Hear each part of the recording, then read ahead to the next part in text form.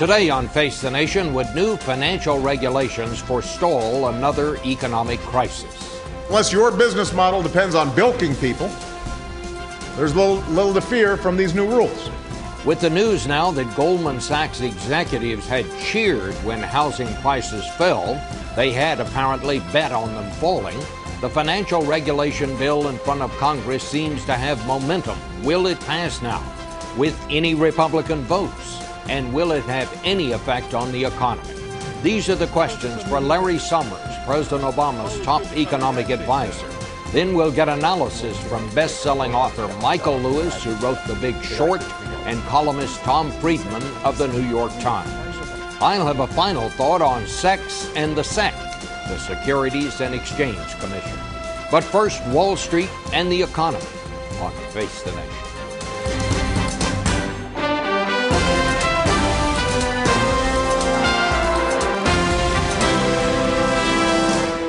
Face the Nation with CBS News Chief Washington Correspondent Bob Schieffer. And now from Washington, Bob Schieffer. And welcome to Face the Nation. Joining us this morning, the President's top economic advisor, Larry Summers. Dr. Summers, thank you for coming. Let me just start with a basic question. This financial reform bill that's going to be before the Congress, extremely complicated, but it also has far-reaching implications. Let me just ask you this question.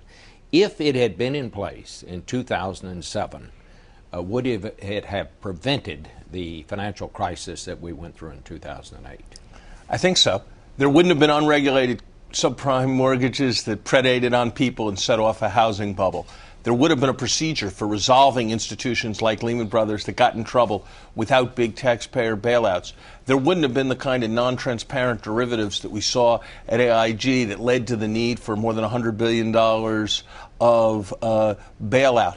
There would have been much less borrowing and leverage that created the house of cards that led to the financial system. So if you look at the things the experts have identified as causes, whether it was the subprime mortgages, whether it was the derivatives, whether it was the concept of too big to fail, they are all addressed by this bill.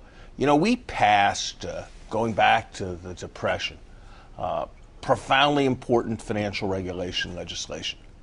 And what happened is the markets evolved. They evolved in all kinds of ways. We saw innovations, the credit card, innovations in mortgages, innovations in many areas. And those innovations had many, many benefits. But our regulatory system didn't catch up with all that innovation. And then you had the things that are as old as time, greed, avarice, irresponsibility, hubris. Without any proper regulation system, that's what led to this crisis, and across the board, that's what this bill addresses. Well, of course, some of that deregulation came during the Clinton administration when you were part of the Clinton team that deregulated a lot of these things. You can debate things that went on in the 1990s. I don't believe that the decisions made in the 1990s went to the issues that were important in this crisis, unlike a number of decisions that were made in the post-2000 period, for example, to allow the investment banks to double their level of leverage with no regulation. But, you know, it's much less important to debate and to try to find fault with the past than to put in place a system that will assure that these crises don't happen again. That's what this legislation does in the areas I laid out. Well, let's debate the future then, because Richard Shelby, the ranking Republican on the Banking Committee, said this morning that he needs some assurances from the White House that no longer will they say that some institutions are too big to fail. He takes the line that these reforms that are being proposed will encourage bailouts rather than end bailouts. Hardly. Our central objective, the president talked about this during his campaign. The president talked about it in the first months of his presidency. Secretary Geithner, when he laid out our plans, emphasized we must end too big to fail. We do that by providing for death for financial institutions that run themselves into the ground, their systematic liquidation, the wiping out of their equity holders, the removal of their managers. That is central to our vision. Senator Shelby knows that that is something that is crucial to the president. Now, of course, there are going to be debates about the precise mechanisms and how best to do it. But let's be absolutely clear with your listeners. There is no one, certainly no one associated with the White House, who believes that too big to fail is acceptable, who believes that it is acceptable for financial institutions to rely on the prospect of bailout to raise money, and who thinks it's anything other than an absolute imperative to make sure that the days of heads I win, tails the taxpayer lose end.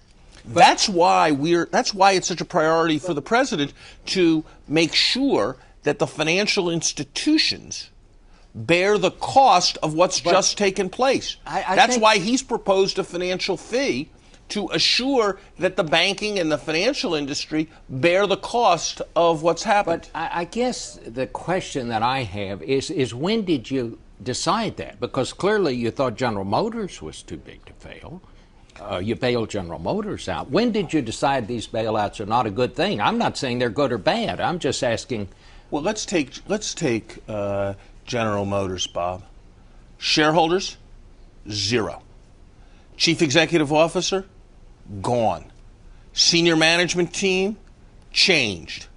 Bondholders, largely wiped out. Yes, the president did decide, and it took courage because many people opposed it, at a moment when the credit markets weren't working, to let General Motors go bankrupt and lend General Motors money. General Motors paid back the loan part of the support this year. The value of General Motors is today much higher than anyone thought likely a year ago. You know, the president took an enormous amount of criticism for what he did. But if you look at what is happening, that support has largely come back. It has largely come back with interest. In some of these areas, the taxpayers are actually earning a profit. And so it is a very different situation than many suggest. All right. Well, that it is. There's real accountability in what this president has done, although that's certainly not something we have always had. Let's talk about the news this morning. Goldman Sachs, in the newspapers this morning, emails that people at Goldman Sachs were basically cheering when it looked like the housing market was going down. One executive emails to another because they had hedged all this, and they were betting against the housing market. One executive email sounds like we will make some serious money, and the person he sends us to responds back, yes, we are well positioned. You've been involved in this kind of thing all your professional life. Dr. Summers, how does it make you feel when you read stories like this? Should Goldman Sachs be in the position, should any of these banks be in the position of they make money when the economy is going down? Bob, my background is as a professor, not as an employee, not as a full-time Wall Street person. Just to say that at the outset, I'm not going to comment on any specific firm or specific enforcement well, I'm sure case. But I will say this: this underscores what is at the center of the president's vision here: the importance of transparency, the importance of things being in the open, the importance of it being known who's in a position to benefit from what, who's got a stake in success, who's got a stake in failure. We need far more transparency. These off-balance sheet, non-transparent vehicles with what people call implicit guarantees invite these kinds of problems, and that's why this reform effort is so very, very important. All right. Let me also ask you about something else. This week, tomorrow I think it was, the administration was scheduled to roll out its big climate control bill, something that Democrat John Kerry, Independent Joe Lieberman, Republican Lindsey Graham have been working on for months. This is clearly one of the president's priorities. Suddenly, they decide, nope, we're going to take up immigration next. Harry Reid decides that he wants to take up the immigration bill. What's going on here? Why, Lindsey Graham is so infuriated that he's pulled out of the deal. Here's the one Republican that was really working with the administration on something, and he says, you're putting it on a back burner for political reasons. Bob, I do economics, not politics, but I'll say this. Senator Graham has really been an icon of bipartisan cooperation on two issues, on energy and on immigration, where he's written op-eds, he's cooperated with Democratic senators towards the kind of comprehensive approaches that we need. And we've welcomed that cooperation from Senator Graham. They are both important.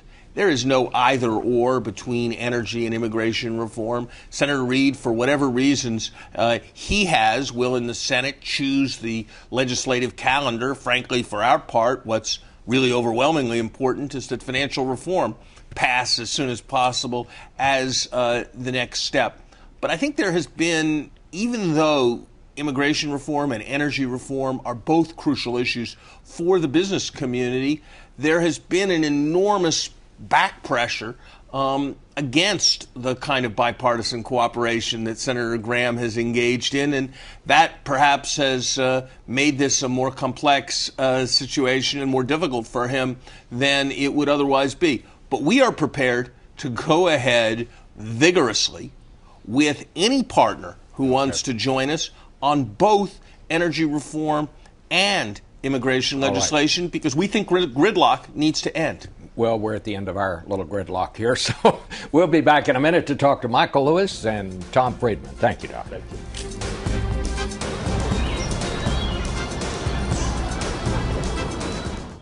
Welcome back now to our Face the Nation Roundtable. Joining us from Berkeley, California, Michael Lewis, the author of the big bestseller, The Big Short, which chronicles the Wall Street financial collapse, and New York Times columnist, our old friend, another best-selling author, Tom Friedman, author of Hot, Flat, and Crowded. It's now out in paperback. Michael, let me start with you. Larry Summers says that the administration does believe that no institution now is too big to fail. Do you think that's what they believe?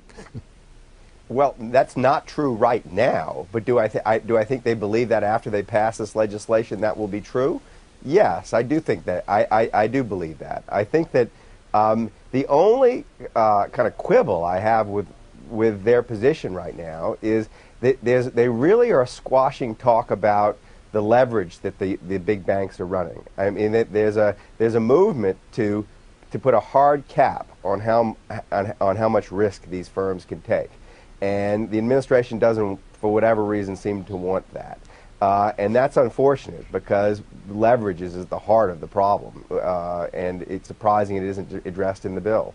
But just generally, I think the bill is a force for good. I mean, we've got a financial system that is so radically disconnected from the productive economy, and too big to fail is only really one issue. You want our financiers to be incentivized to create wealth, not to destroy it. And right now, they're incentivized to destroy it. You know, I think your book, and I'm going to give you a big endorsement here right now, which I don't know if that helps or hurts your book, but it does the best job that I have seen thus far of explaining what actually happened. And one of the things that your book points out is that some of these traders who were putting together these packages, these derivatives, they didn't themselves even know what was in it, in these things. And now we're talking about new legislation, but how do you legislate and correct things where the people involved don't even know what they're doing?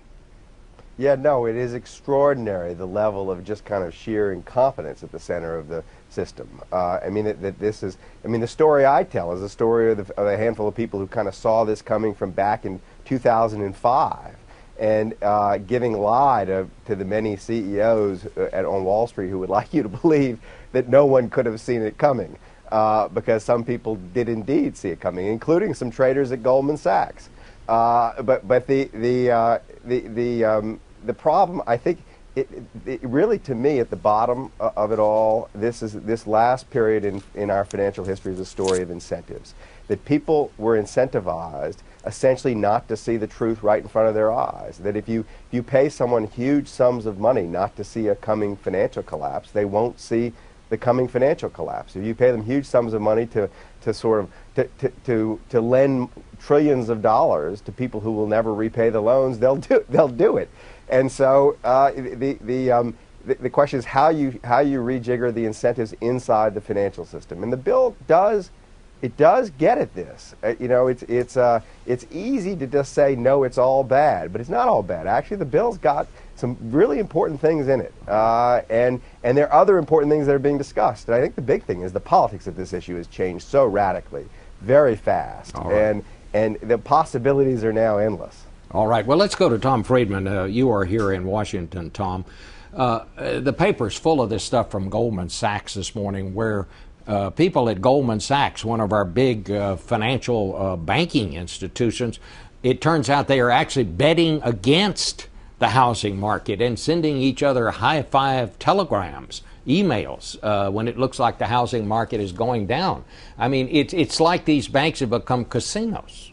Well, as Michael points out in his book, Bob, there were a whole host of people doing that, from big institutions to small boutique hedge funds. The system was set up to encourage that, because basically underlying the system were two principles they talk about in the world of banking: IBG and YBG. I'll be gone or you'll be gone.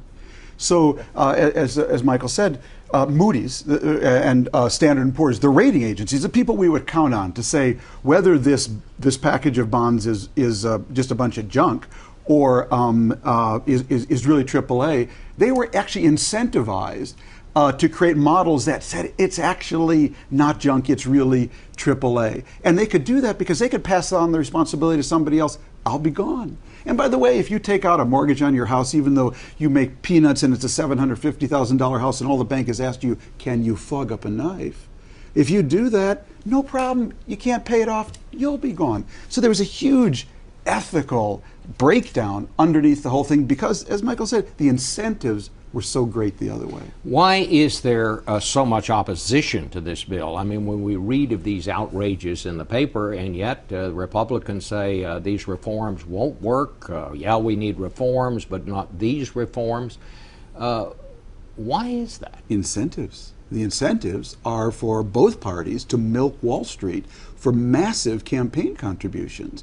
And therefore, they're on this knife edge between the interests of the voters, which is to regulate, bring transparency and some kind of limits to this banking system, and their own party interests, which are to milk this industry for all they can. So, Michael, what needs to happen now? I mean, how would you judge the shape of Wall Street right now? We know what happened in 2008. We know about the big bailouts that came and all of that. But how would you, is Wall Street healthy now? Oh, God, no. Nothing's changed. In fact, it almost built into the bailout was the assumption that nothing would change for a while, because we've been in the system for 18 months now, where essentially the government is gifting the banks out of their problems. And so the last thing it's wanted to do is to attack these firms' revenues with financial reform. And financial reform, if it is done well, will reduce the profitability of these enterprises. Nothing has changed. Nothing important except, well, that's not fair. Two things. One is that the traders at big Wall Street firms who previously were playing with shareholders' money are now paying with taxpayers' money. So that it's now pretty explicitly understood that the gains are privatized and the losses are going to be socialized. But the other thing that's changed that's more hopeful is that the relationship of these institutions to the larger society has clearly changed. In that there was a time not long ago when they were essentially an unquestioned master class, and now they are viewed as almost enemies of the state. And the problem that politicians have that want to stand up, or want to stymie reform, is nobody wants to stand up and say that's what they want to do. All right. There's been a big change in public sentiment. It just hasn't found political expression yet. Tom Friedman, I want to ask you about this business now that the administration has decided to postpone bringing up the climate change bill. I know you write a lot about that. What do you make of what's going on here? This is a disaster, Bob. This is a travesty. Basically, we are about to see the first bipartisan legislation for radical move toward more green energy, more green jobs, and putting a price on carbon. It was all set up for Monday. We had Lindsey Graham, Kerry, Lieberman, industry was coming down. The administration, for its political reasons, decided it wants to elevate immigration. Lindsey Graham is completely isolated on the Republican side. I think he freaked out a little bit here at the end. And the result is, Bob, right now in Beijing, they're high-fiving each other. Oh, yeah, baby. This means the Americans are going to be paralyzed on green tech, okay, for another couple of years. China's already leading the world now in wind production. China's already leading the world in solar production. Where the industry goes, okay, research goes. You're not going to need an immigration bill, Bob. Well, help me here. You say the administration for its political purposes. What political purposes? Well, I think they're worried that Harry Reid is going to lose in Nevada, where you have a big Hispanic vote. Hispanics are very concerned about an immigration bill that will bring some legality to illegal immigrants here. Barbara Boxer is vulnerable in California. And so, yeah, the president has done and talked a lot on green energy, but I think there are a lot of people in the White House who prefer to talk about that, keep us distracted, shiny object over here, okay? But basically, they're interested in the raw politics of this. The raw politics isn't unimportant. I mean, you got to vote. Larry Summers says they can do both. You can do both? Well, first of all, good luck. Immigration is probably the most hotly divided issue, in the Senate. And we already had the House pass an energy bill. It was waiting in the Senate. We have an energy Senate bill. There is no immigration bill anywhere. This is about politics on both sides. Okay? Poor Lindsey Graham, shame on the Republican Party. There's one Republican for advancing green energy in this country. One Republican senator dares step out. So he's completely isolated. And the Democrats are worried about Harry Reid. Have a nice day. Well, I want to wish both you and Michael Lewis a nice day. I think you're having a nice day out there, Michael. Your book just keeps on selling, the situation being what it is. Thanks to both of you. We'll be back in a minute with some